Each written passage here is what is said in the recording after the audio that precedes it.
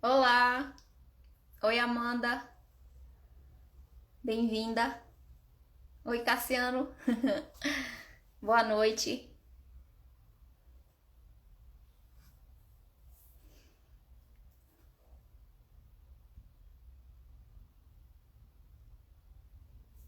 Natália, olá.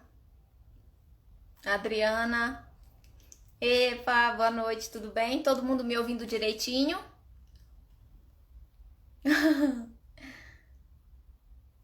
Falem comigo, estão me ouvindo direitinho? Tá tudo certo com o áudio?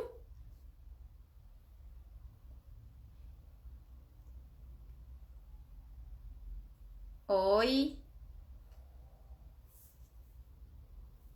Ai, que bom. Bom, então vamos começar, né, a nossa live. Que bom que tá todo mundo me ouvindo. Qualquer coisa vocês comentem aí. Vocês preferem que eu deixe o comentário desativado para não distrair? Acho que é melhor, né? Mas de qualquer maneira, depois no final eu abro para se tiver dúvidas eu responder. Então eu vou desativar aqui. Depois eu ativo novamente. Bom, vamos lá. Bom, para quem não me conhece, meu nome é Gabriela Gregolin. Eu ensino receitas de pães e bolos sem glúten. Já venho há um tempo desenvolvendo as minhas próprias receitas, né? Porque eu tenho doença celíaca, também sou intolerante à lactose. Então eu faço as minhas próprias preparações e com isso eu busco ajudar vocês ensinando, né, as minhas receitas para vocês. Bom, na live de hoje nós vamos falar sobre os 3 erros mais comuns ao se preparar um pão sem glúten, né? Deixa eu ativar aqui os comentários. Certo, vou deixar ativado aqui. Qualquer coisa a gente desativa depois. Bom, eu vou começar discorrendo sobre esse tema, né? E aí, ao final quando eu terminar de falar o meu roteirinho, porque eu tenho um roteirinho aqui do lado, para eu não esquecer de passar nenhuma informação para vocês, ao final a gente abre para as perguntas. Então, se você tiver dúvida, pode ir anotando ali que ao final eu vou buscar respondê-las, tudo bem? Então, vamos lá. Eu pensei em fazer essa live com as dúvidas mais recorrentes, né, que eu recebo. Principalmente sobre pães, eu tô recebendo muitas dúvidas sobre pães ultimamente, e eu peguei os 3 principais erros para comentar aqui com vocês. Então, o primeiro erro que ocorre, né, com as nossas produções de pães sem glúten é o erro na consistência da massa. Por que que isso acontece? Porque se você entrou agora nessa preparação sem glúten, se você ainda não fez pães sem glúten, ou se você agora já sabe, mas quando começou essa produção não sabia, eu também não sabia, que as massas com glúten, elas são mais consistentes, né? A gente consegue modelar um pãozinho muito facilmente, ela não gruda na nossa mão, a gente consegue passar no cilindro tranquilamente. Com as massas sem glúten, a gente já não pode fazer isso com a maioria das massas, né? Tem massas que a gente consegue passar no cilindro também. Mas a maioria das nossas massas sem glúten, elas precisam ter um pouco mais hidratação. Elas precisam ter um teor, um ponto de hidratação maior do que as massas com glúten. Porque as farinhas sem glúten, elas absorvem a água presente na receita, os líquidos, de maneiras diferentes. Umas absorvem mais, outras menos. Então é muito importante que a gente conheça esse ponto principal, que a nossa massa sem glúten ela vai ser um pouco mais hidratada do que a massa com glúten, tudo bem? E o que pode acontecer com o meu pão quando eu cometo esse erro na consistência da massa? Bom, o pão ele pode crescer bem no forno e aí ele baixa no centro ou ainda dentro do forno ou logo que eu retiro ele do forno. Então eu posso ter um pão que baixa no centro por conta do erro da consistência da massa. Eu posso ter uma massa um pouquinho mais ressecada, com o miolo mais firme, se eu tiver um erro na consistência da massa. E também, em consequência disso, né, eu tenho um crescimento inadequado. O meu pão não cresce como ele deveria crescer se tivesse equilibrado. Se tivesse com a massa no ponto de hidratação correto, se não tivesse com excesso de farinhas, por exemplo. Então, o que pode causar esse erro na consistência da massa? Primeiro está o excesso de líquidos. Quando eu tenho uma massa excessivamente hidratada, eu tenho prejuízo na estrutura dessa massa. Então, o meu pão vai crescer e aí ele vai baixar no centro, porque o centro do meu pão ele está com pouca estrutura, porque eu tenho muito líquido para pouca farinha. Então, eu não tenho a gelatinização do amido o suficiente, firme o suficiente para suportar o peso da massa quando ela crescer. Então, ele vai baixar no centro. Então, o excesso de líquidos, ele é uma das causas para que seu pão baixe no centro. Por isso, eu sempre falo nos meus vídeos que é muito importante que a gente conheça as funções dos nossos ingredientes. Principalmente as funções das farinhas sem glúten, das farinhas que a gente utiliza no dia a dia. Porque cada farinha absorve os líquidos de maneira diferente. Então, por exemplo, se eu utilizo um mix de farinhas integrais, eu tenho que saber que eu preciso adicionar uma quantidade maior de líquidos, porque as minhas farinhas ricas em fibras vão reter mais umidade, certo? Assim como se eu utilizo um mix de farinhas brancas, com farinha de arroz branco, por exemplo, fécula de batata, esses amidos. Quando eu tenho um mix básico feito com farinhas brancas, eu tenho que adicionar um pouquinho menos de líquido, porque as minhas farinhas não absorvem tanto esses líquidos, né? Então, é muito importante conhecer o ponto de hidratação. E você só vai conhecer esse ponto de hidratação se você testar as receitas em casa, utilizando as farinhas que você está acostumado a utilizar. Então, teste, não tenha medo de errar. Se você assiste um vídeo que está ensinando a fazer o pão e ele mostra o ponto de hidratação da massa, observe direitinho para você fazer igual. Além disso, além de as farinhas absorverem a umidade de maneira diferente, você tem que perceber que mesmo a mesma farinha que você compra no mercado, tipo a farinha de arroz, se você compra em um lote e ela absorve X gramas de água, em um outro dia você vai fazer a mesma receita utilizando a mesma farinha, ela pode absorver mais ou menos água, porque a depender da safra do arroz, ela pode ter a capacidade de retenção de umidade maior ou menor. Por isso que é importante você conhecer o ponto de hidratação, não só das farinhas, né, para o tipo de farinha, mas também de cada receita. Qual é o ponto de hidratação que cada receita requer, tudo bem? Então, excesso de líquidos foi. Agora, nós temos outro problema. Além do excesso de líquidos, nós também temos o problema de excesso de farinhas. Como as farinhas sem glúten absorvem a umidade de maneiras diferentes, se a gente adiciona líquido a menos, mais farinhas e menos líquidos, eu também vou ter um pão que cresce menos, porque a evaporação dos líquidos também ajuda no crescimento e na estrutura dos meus pães, e também vou ter um pão que fica mais ressecado e com o miolo mais firme, tá? Então, das duas maneiras, eu vou ter prejuízo no meu pão, por isso a importância de conhecer o ponto de hidratação. Um outro ponto relacionado à formulação de ingredientes é o uso de agentes de liga. Como todos sabemos, o glúten é uma proteína milagrosa que faz da elasticidade, da estrutura, da maciez, da estabilidade às massas, permite que a gente estique a massa com glúten sem com que ela se rompa. E na panificação sem glúten nós não temos o glúten, então nós precisamos agregar algum ingrediente que também vai fazer essa mesma função, né? De dar liga às massas, de permitir que ela não fique esfarelando. E esse agente de liga, ele vai ajudar na flexibilização da massa e também na elasticidade, tanto do produto assado quanto do produto cru. Então, se eu tenho uma massa de pão, por exemplo, que eu quero modelar, se eu adiciono um agente de liga nessa minha massa, eu tenho maior facilidade em modelar a minha massa, porque ela vai ficar mais flexível e elástica, certo?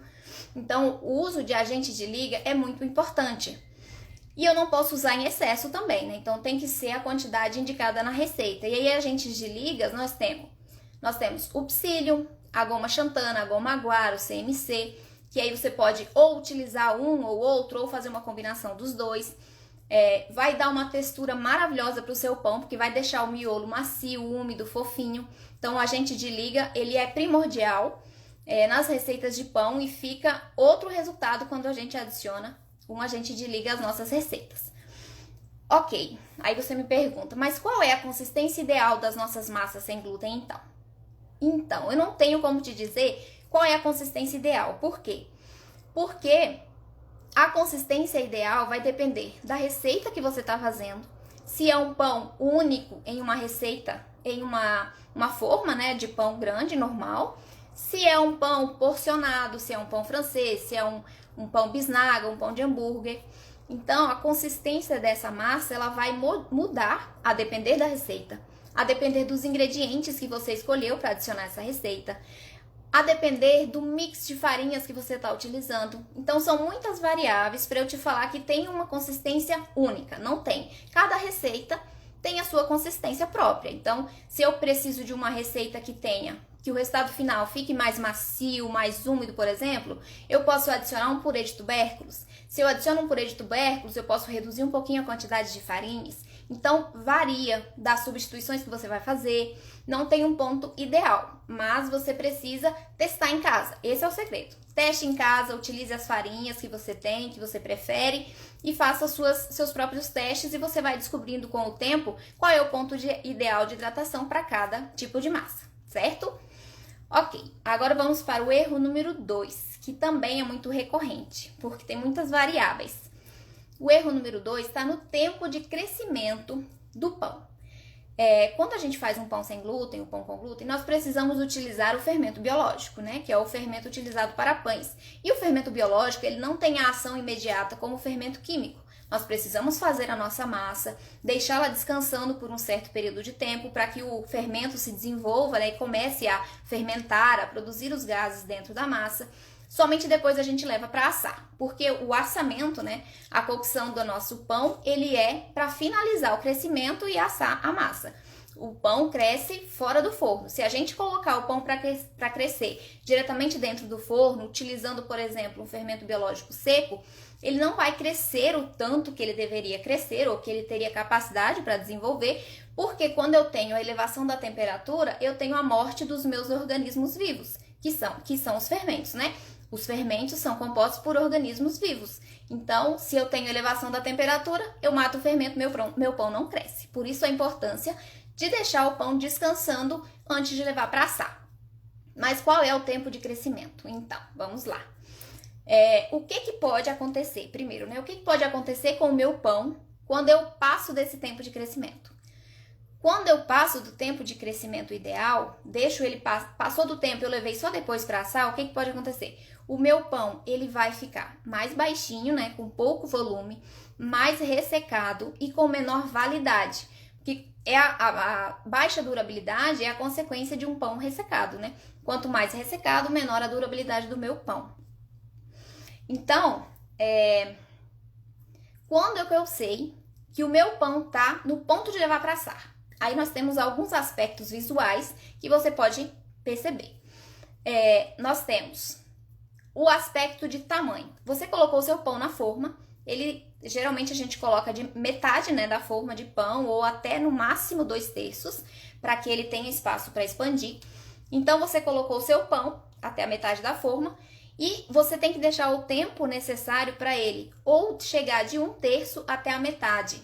Ele precisa crescer de 1/3 até a metade fora do forno para depois você levar para assar. Mas tem outros aspectos, né? Esse eu aprendi com a minha mãe, só que ela faz pão só com glúten. Ela pega a forma do pão. A forma do pão, quando o pão tá crescido, ela fica mais leve. Mais leve do que quando você colocou o pão na forma, né? Quando você terminou a massa e colocou o pão na forma, ela tá um pouquinho mais pesada. Com o decorrer do tempo que ela vai crescendo, vai ficando aerada, ela vai ficando mais leve. Se você faz pães individuais, o que você pode fazer é dar leve toquinhos no pão. Você vai perceber que ele vai estar bem mais leve, bem fofinho e aerado. Além do aspecto visual de crescimento, né? Uma coisa que você precisa ter cuidado se o pão começar a craquelar, começar a formar fissuras na parte externa, o ponto de crescimento ele tá passando. Você precisa levar imediatamente o seu pão para assar. Por quê? Quando eu utilizo a goma xantana, por exemplo, né, que é um agente de liga, ela vai fazer o papel do glúten. Então, ela vai formar uma rede elástica para que o meu pão cresça uniformemente e vai reter os gases produzidos pelo fermento e também a umidade dentro da massa. Se eu tenho um pão que faz uma fissura, que ele começa a rachar, eu vou ter aberturas para que o meu fermento o meu gás produzido pelo fermento e também a umidade produzida pela evaporação dos líquidos saia da massa. Consequentemente, eu vou ter um pão com baixo volume e mais ressecado. Por isso é muito importante. Você começou a perceber que o pão está começando a rachar, já leve ele imediatamente para o forno para evitar então a perda, né? Porque você vai perder qualidade no seu pão, deixando ele mais ressecado por conta da evaporação da umidade que vai sair do seu pão e também dos gases, né? Então, seu pão ele não vai ficar visualmente atrativo, tá certo? Então, esse é um dos cuidados também. E aí, o tempo de crescimento varia de algumas coisas. Por exemplo, se você mora no sul, que é frio, o tempo de crescimento é outro. Se você mora no norte, é outro tempo de crescimento, porque ele vai crescer muito mais rápido.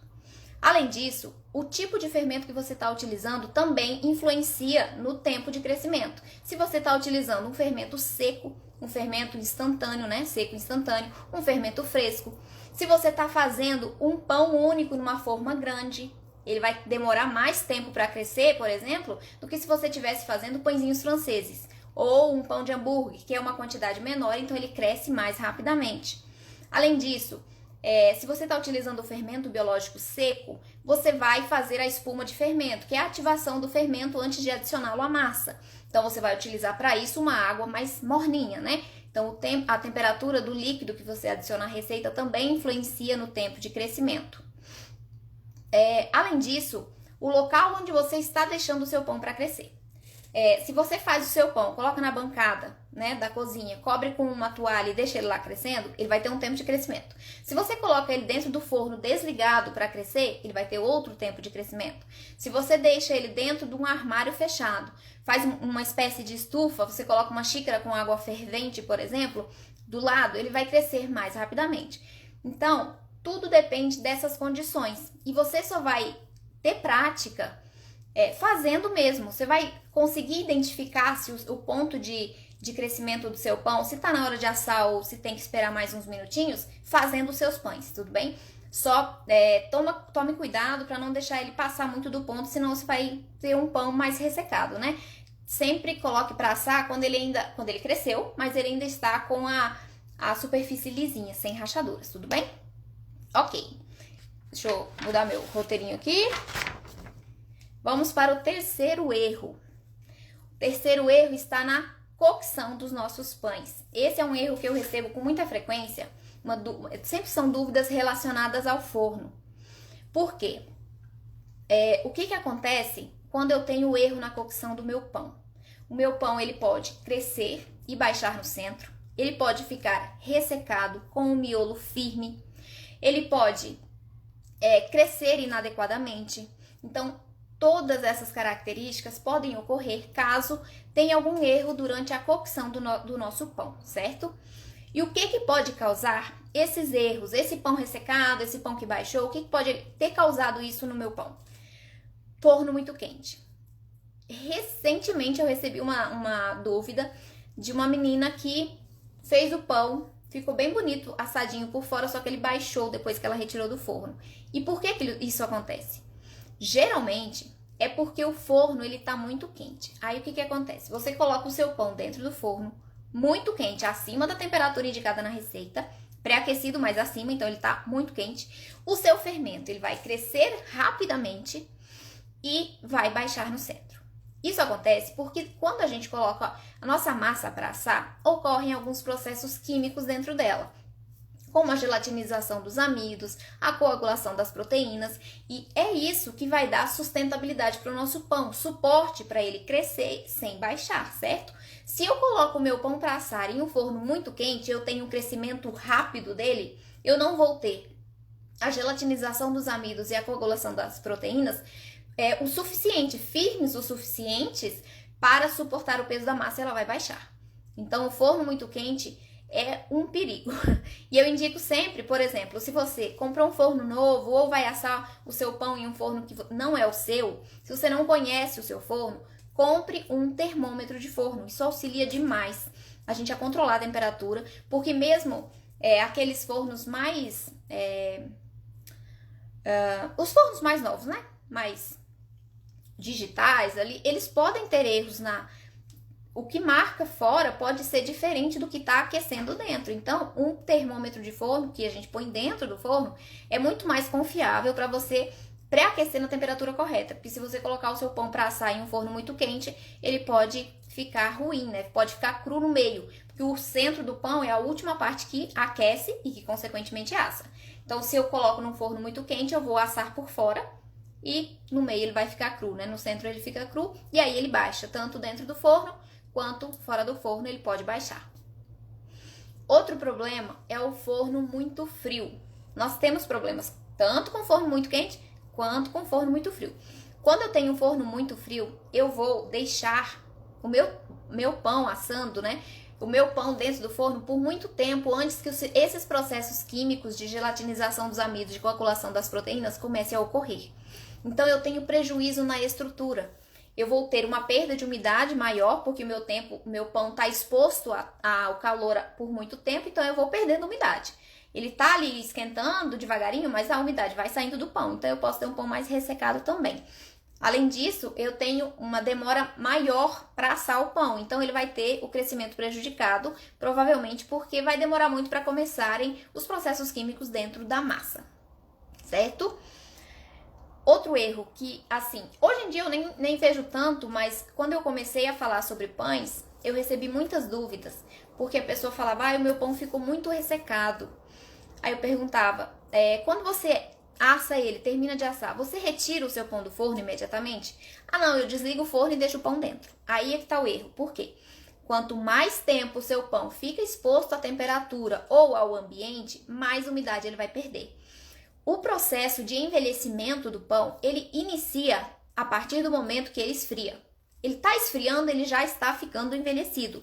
E esse processo de envelhecimento, ele é a perda de umidade, né? Eu vou perdendo umidade para o ambiente. Então, o ideal é que você assou o seu pão, terminou de assar, retira ele do forno, coloca ele sobre a grade do fogão por uns 10 minutinhos, desenforma, para evitar, né, que forme as gotículas de água entre a forma e o pão. E isso vai aumentar a proliferação de bactérias, reduzir a validade do seu pão.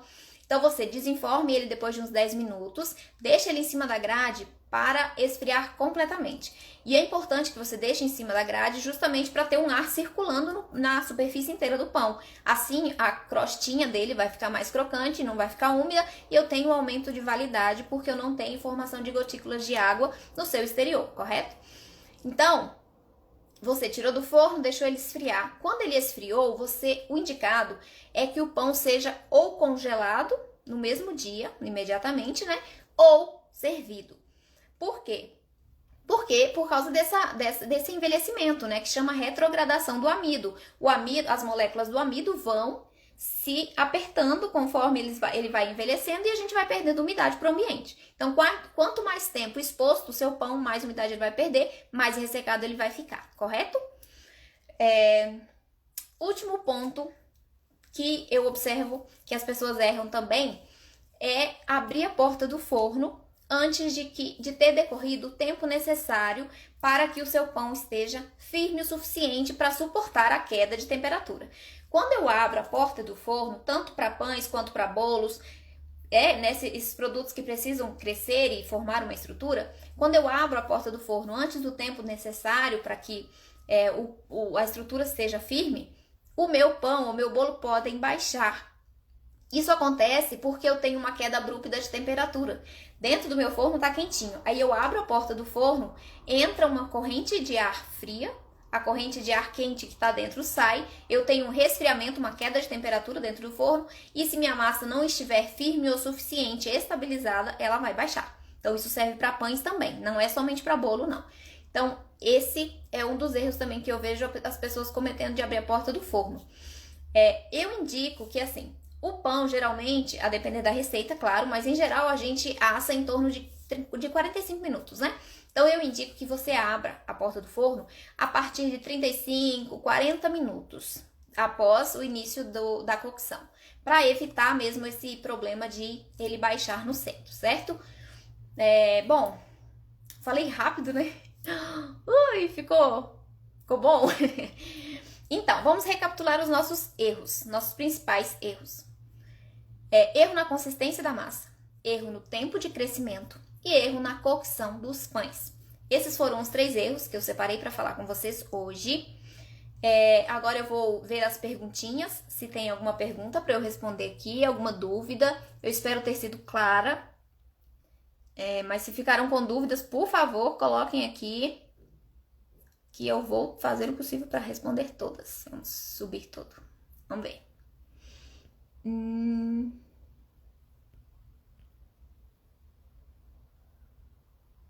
Deixa eu ver. Opa. Gente, é a minha primeira live. Eu tô meio nervosa, tá? Tem uma pessoa. Vale suas coisas. Você tá fazendo curso na Natural Chef? Tô sim. Já estou formada, inclusive. Sou uma Natural Chef. Com muito orgulho. Deixa eu ver. Perguntinhas.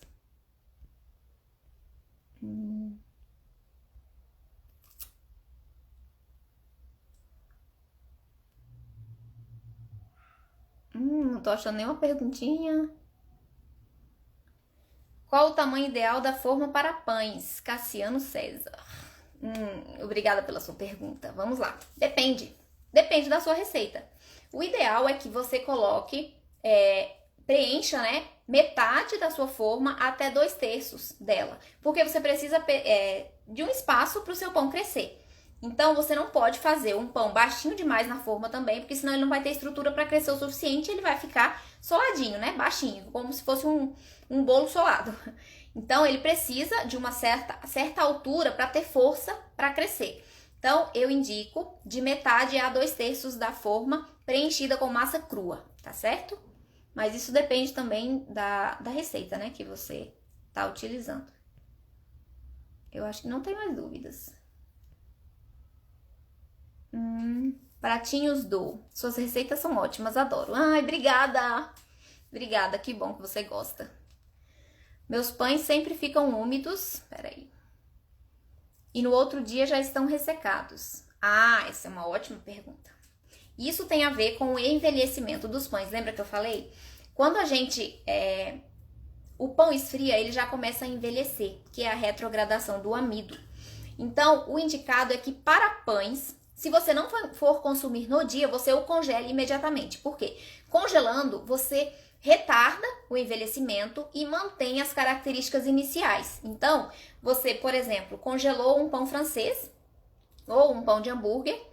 E aí, para você descongelar, você ou vai levar ele direto ao micro-ondas ou ao forno, né, a torradeira, o que você for preferir, ou você vai deixar ele na geladeira descongelando naturalmente, tudo bem? Eu indico que você sempre congele logo depois que você fez, ou se você não for consumir, congele o restante. E quando for congelar, se você estiver fazendo, por exemplo, um pão de forma, corte ele em fatias e congele as fatias separadas, para que quando você precisar descongelar, você não precise descongelar o pão inteiro. Porque depois que você descongela, você não pode congelar novamente esse produto por conta, né, dos cuidados sanitários mesmo. Você não pode congelar um produto que está descongelado porque tem a proliferação de bactérias, então pode fazer mal para você consumir esse pão que foi recongelado. Então, congele ele em porções, que aí facilita na hora de descongelar, tá? Mas eles ficam ressecados. Claro que não é só isso, né? Depende da formulação da receita. Se, por exemplo, o uso de purê de tubérculos nas receitas de pães, ele é muito bem-vindo porque ele agrega umidade. Então, se você não precisa adicionar muito, adiciona 50 gramas de purê de tubérculos, e você vai ver a diferença, ele vai ficar mais úmido. Ele fica ressecado justamente porque, às vezes, as farinhas são muito secas, né? Farinhas mais integrais, e aí, se não tem um pouco a mais de gordura, ele pode ficar mais seco no outro dia. Também porque você deixa exposto, né? Ou em temperatura ambiente, ou coloca na geladeira. Então, ele vai envelhecendo, ele vai perdendo umidade e vai ficando ressecado. Vamos ver aqui a Patrícia Monteiro. Gabriela, boa noite. Hoje fiz um pão que passaram a receita, porém pedi um copo de água morna. Segui a receita certinha. Coloquei a água toda, mas não deu certo. Mas você colocou... É que eu teria que ver a receita, né? Porque depende dos ingredientes utilizados, dos tipos de farinhas. Mas o que aconteceu com o seu pão? Não deu certo em que sentido? Coloca aí pra mim, por favor. Mas obrigada pelo seu comentário, tá? Coloca aqui abaixo pra mim, por favor. O que aconteceu? Se ele ficou seco demais, o que houve com o seu pão? Vamos aqui. Maun Corne B. Obrigada pela sua pergunta. Deixa eu ver. Eu deixo o meu pão crescer por 1 hora aqui no sul. O único detalhe é que a massa fica um pouco azeda depois de assada. Uso fermento instantâneo. Azeda. Pode ser pelo tempo... Não é pra ficar azeda, não. Eu deixo 1 hora também com fermento instantâneo e não tem esse problema de ficar azeda, não. Talvez seja algum ingrediente que você está utilizando. Você não está usando polvilho azedo, talvez? Porque o polvilho azedo, ele deixa sabor residual, né? Teria que ver a receita também, mas não é pra ele ficar azedo, não. Porque nesse período de 1 hora, ele não... E como não é com fermento o levain, né, que é o fermento natural, se fosse com levain, desculpa, aí poderia ficar um pouquinho azedo por conta, né, do tempo mesmo que as bactérias estão expostas. Mas com fermento instantâneo, teria que ver mesmo a receita porque que ele tá ficando azedo. A Patrícia Monteiro. Ah, pois é, Patrícia, me fala aí o que aconteceu com o seu pão. Se ele ficou seco, por que você acha que não deu certo? Que aí eu tento te ajudar. Jaqueline Fogaça, você foi ótima. Ai, obrigada, Jaqueline. Tava bem nervosa, mas confesso que agora eu já tô tranquila. Muito obrigada, viu? Nossa, adorei todo mundo aqui. Deixa eu ver. Que o Melo. Oi! Oi, parabéns pelo seu trabalho, adoro suas receitas. Ai, obrigada. Cristina. Oi, Cristina, falei com você hoje. Foi ótima live, esclarecedora. Nem parece que foi sua primeira. Ai, obrigada! Nossa, eu tava nervosa antes, viu? Mas é isso aí, o propósito é maior. Rafael Nascimento Andrade. Oi, Rafael, boa noite. Obrigada pela sua pergunta. Vamos lá. Adoro suas receitas. Obrigada. Queria tirar uma dúvida, por favor. Qual a função do psyllium na receita? Ele faz o pão ficar muito pesado? Então, o psyllium, ele é um agente de liga. E é um agente de liga rico em fibras. Então, ele vai, além de agregar liga, maciez, ele também agrega umidade, porque ele tem alta capacidade de retenção de líquidos. 10 gramas de psyllium, só para você ter noção, absorvem 100 gramas de água. Então, é 10 vezes o seu peso. A adição do psyllium, desculpa, a adição do psyllium é ótima, ele dá um resultado muito bom nas receitas, principalmente se for combinado com a goma xantana. Eu gosto muito dessa combinação do psyllium com a goma xantana, porque a goma xantana ela tem um poder de uma ação mais forte de liga, né, do que o psyllium. Mas o psyllium associado vai trazer mais umidade e maciez. Então eu aumento a durabilidade do meu pão, por exemplo. Ele é ótimo. Testa, se você não testou, testa que você vai gostar. Aqui, Patrícia. Era pão francês, ele ficou mole demais e não deu estrutura. E também não cresceu e deixei um bom tempo. Bom, o pão francês, a base dele são farinhas brancas, né? Então, para ele não crescer, pode ter algum problema com o fermento.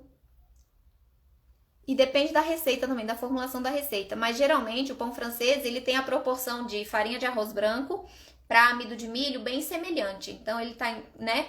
Ele tem essa função, a quantidade bem semelhante. Então era para dar estrutura. Eu criei uma receita de pão francês, mas ele tem estrutura. A massa fica mesmo mole.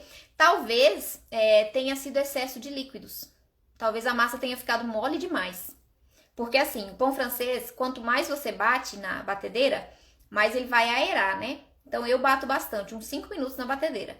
Só que quanto mais você bate, às vezes, se você adicionar toda a água no início, ele pode ficar mole, porque ele vai batendo e a massa vai ficando mais cremosa. Então o ideal é que você vá adicionando a água aos poucos e vai vendo o ponto, né? Mas pode ter sido excesso de umidade mesmo, se a massa ficou muito mole. Na próxima vez que você fizer a receita, faça para testar novamente, mas vai adicionando aos poucos a água e talvez coloque um pouquinho menos, que aí talvez ele cresça melhor, né? E também quando você for deixar ele crescendo, coloque ele dentro de um armário fechadinho, com uma xícara de água fervente, que faz uma estufinha, que aí ele vai chegar no ponto de crescimento mais rápido, você vai assar ele e ele vai crescer melhor. Isso ajuda também, fazer a estufinha. Alguns psyllium também deixam azedo o pão. Depende da quantidade, né? Geralmente, o psyllium a gente coloca no máximo 10 gramas em um pão, né? Porque senão ele fica com sabor residual, realmente. Pode ser o psyllium. Se você utilizou o psyllium, pode ter sido o psyllium que tenha deixado o sabor azedo, mas só se for o excesso mesmo, né? Vamos lá, aqui o melo. É comum pão de forma rachar enquanto assa? Porque às vezes vejo pães assados e retinhos sem rachaduras. Não, não é comum. A rachadura no pão, ela pode ser pela falta de líquido, porque aí eu tenho uma ruptura, né, da nossa rede de liga, que é a ação da goma xantana. Então, se eu tenho uma massa mais seca, a probabilidade dele rachar é maior. E também se você colocou o seu pão para assar em um forno muito quente, porque aí ele vai crescer rápido. Lembra que eu comentei antes? Quando ele cresce rápido, ele não tem muita estrutura, então ele pode rachar em cima. Depende muito da formulação da receita. Mas ele não é para rachar, não. Mas não está errado, tá? Não vai ficar ruim se ele rachar depois que ele já tiver finalizado o processo de assamento quase. Estiver finalizando, ele começa a dar uma rachadinha, não tem problema. Porque ele já cresceu, não vai mais ter problema do gás sair da massa, da umidade sair da massa. Então não tem problema se ele rachar um pouquinho não também. Vamos ver se tem mais perguntinhas. Patrícia, a receita foi uma xícara de farinha de arroz, meia de polvilho, meia colher de chá de sal, meia colher de chá de açúcar, 2 claras, meia colher de fermento, 50 ml de óleo. Patrícia, eu não tô vendo erro muito na sua receita, não. Eu acho que pode ter sido mesmo o excesso de água, talvez. Quanto de água você colocou? 1 xícara, né? Eu acho que você colocou aqui atrás. O ideal é você ir colocando aos poucos, porque depende da farinha para absorver mais ou menos água. E como são farinhas brancas, elas absorvem menos líquido. Então, eu acho que talvez 1 xícara seja muito para essa quantidade de farinhas. Eu acho que é muita água. Então, talvez se você reduzir a quantidade, seu pão dê um resultado melhor. Vamos ver se tem mais. Água morna, né?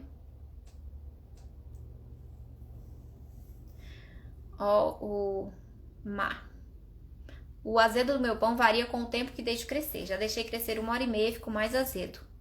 Assim como deixei menos que 1 hora e não houve sabor azedo. Então, o sabor azedo pode ser porque as bactérias do ambiente, né, entraram na massa e elas começaram a proliferar, a liberar gás dentro da sua massa. Então, pode ter sido por causa disso. Você deixa ela descoberta, como é que você faz? Você cobre o recipiente que tá a massa ou não? Deixa ela em temperatura, no ambiente, assim, sem cobertura.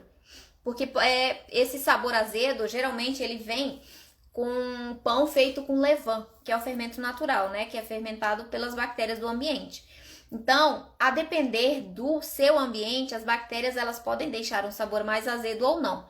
Então, pelo tempo de crescimento, se você deixou a massa exposta, ou mesmo que não tenha deixado ela muito exposta, as bactérias do ambiente podem ter proliferado dentro da sua massa e esse sabor azedo é devido a isso. Geórgia. Oi, Geórgia, boa noite. Tenho dificuldade em aumentar as receitas e geralmente elas são em poucas proporções. Então, aumentar as receitas depende da receita. E assim, eu indico no máximo dobrar a receita, porque você perde o controle da umidade da massa, por exemplo. Eu acho que não fica muito bom se a gente dobrar só dobrar. Eu acho que no máximo dobrar dá certo, eu já faço isso. Dobrar a receita do pão funciona. Agora, mais que isso, não. E aí você precisa bater mais para incorporar as farinhas, né? Você precisa de um processo mais demorado para poder fazer o seu pão com uma maior quantidade de ingredientes, tá? Geralmente elas são mesmo em pequenas porções.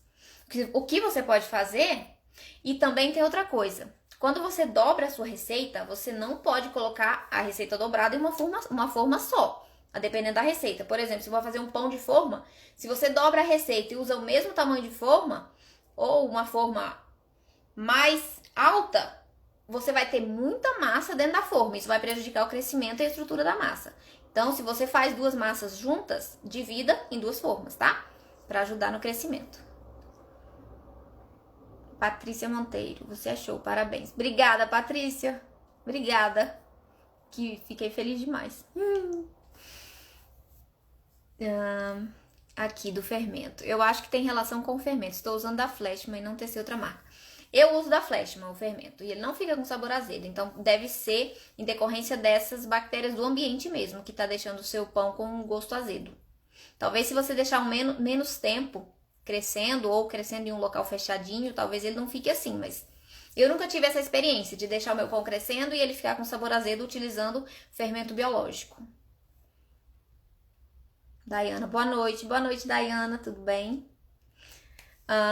Todo pó que eu faço, todo pão, né, que eu faço fica com aspecto de rosca. Como assim, aspecto de rosca? Com o muito maciozinho? Defina a rosca pra mim, por favor. Todo pão. Ah, tá. Tá, por favor, como que você... descreve melhor, por favor, o tipo de rosca que você tá dizendo, pra eu entender como que o seu pão fica, por favor. Então, pra mim, a única explicação são as bactérias do ambiente mesmo, que tá proliferando dentro da sua massa, enquanto ela tá crescendo, cornb. Porque o fermento biológico, ele não é pra deixar sabor azedo no pão, não, tá? Talvez algum ingrediente que você esteja utilizando. Montei uma mini estufa para crescer meus pães, temperatura fica entre 30 e 40 graus. Então, a temperatura ideal para crescimento de pães é de 28, 29 graus. É uma temperatura muito alta também não é muito bom, porque o fermento ele precisa de um tempinho, né, para começar a absorver o amido, o açúcar presente na massa. Ele precisa digerir, né? O fermento biológico são organismos vivos, então eles precisam digerir os carboidratos presentes na massa para poder fermentarem a massa, para poder fermentar a massa. Então, eu acho que tá muito alta essa temperatura. Tenta baixar um pouquinho para ver se ajuda no sabor do pão. O pão fica duro. Ah, Daiana, o pão fica duro. Bom, para ele ficar duro, ou ele tá com excesso de farinhas e pouco líquido, então ele não vai ter o líquido suficiente para crescer direitinho, aí ele tende a ficar mais firme, né? Podem ser os ingredientes que você esteja utilizando, o tipo de farinha que você está utilizando. Aí teria que verificar a receita. Faz o seguinte, me manda por direct a sua receita para eu analisar e aí a gente conversa melhor para tentar identificar o que está acontecendo com o seu pão, tá bom? Me manda por direct, não esquece a receita, que aí eu vou analisar para a gente entrar no entendimento, ver o que está acontecendo. Mas geralmente, quando o pão fica duro, é falta de gordura, pouco líquido, excesso de farinhas com fibras e poucos líquidos. Se você adicionar um purê de tubérculos, ajuda, porque ele vai ajudar na maciez e na umidade dos pães. O psyllium também ajuda, desde que você coloque a água suficiente, né? Para que o pão não fique ressecado. O pão fica quebrando. Ele tá com muito excesso de farinha, o seu pão, tá muito duro. A massa dele tá muito firme. Eu acho que você precisa colocar um pouquinho mais de líquido. Talvez um pouquinho mais de gordura. Me manda a receita pra gente acertar ela, tá? Vamos ver se tem mais alguém.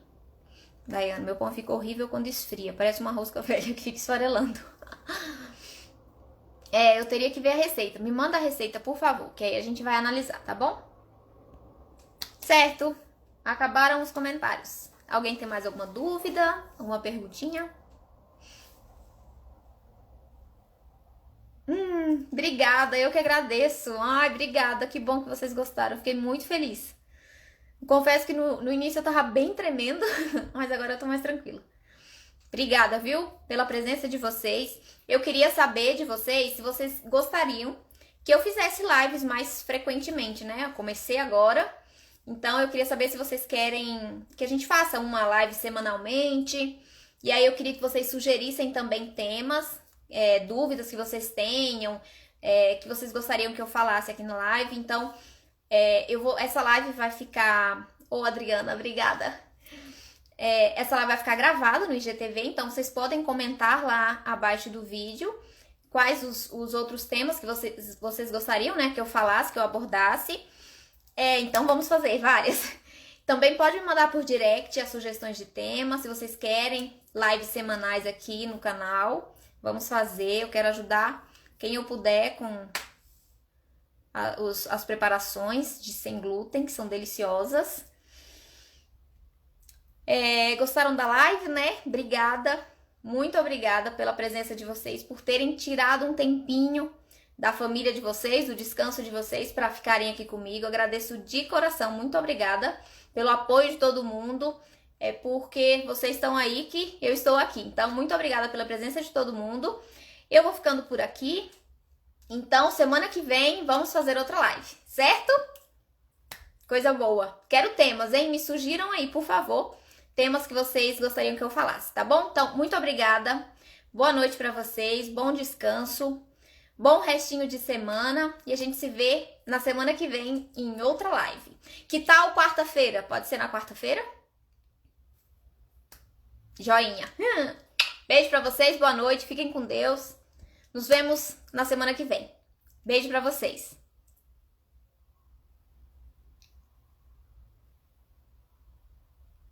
Só tem que saber onde é que desliga aqui, né? Acho que é aqui no cantinho. Gente, eu não sei desligar o negócio. Acho que é aqui. Vamos lá. Beijo. Boa noite pra vocês.